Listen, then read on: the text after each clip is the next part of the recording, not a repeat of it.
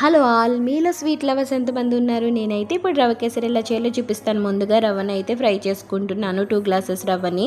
ఒక పక్క మా వదిన డ్రై ఫ్రూట్స్ కట్ చేస్తుంది. నేనైతే ఇంకా మిల్క్ అండ్ వాటర్ 1:4 రేషియోలో అయితే మేము పెడుతున్నాం అనమాట.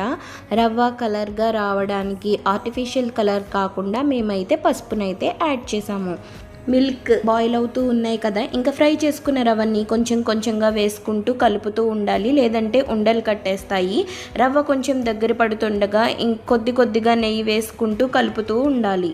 2 గ్లాస్ రవ్వకి మేమైతే 1.5 గ్లాస్ షుగర్ యాడ్ చేసాము. మీ స్వీట్ని బట్టి మీరు యాడ్ చేసుకోవచ్చు. అండ్ లాస్ట్లో ఇలాచీ పౌడర్ కూడా యాడ్ చేసాం. మా క్లిప్ మిస్ అయింది. ఇంకా మెయిన్ డ్రై ఫ్రూట్స్ కదా, మాకైతే కాజు అంటే చాలా ఇష్టం. ఇంకా ఫుల్గా కాజు అండ్ బాదంతో అయితే గార్నిష్ చేసుకుని మేమైతే ఫుల్ ఎంజాయ్ చేసాం. ఈ వీడియో మీకు నచ్చినట్లయితే please like, share and subscribe.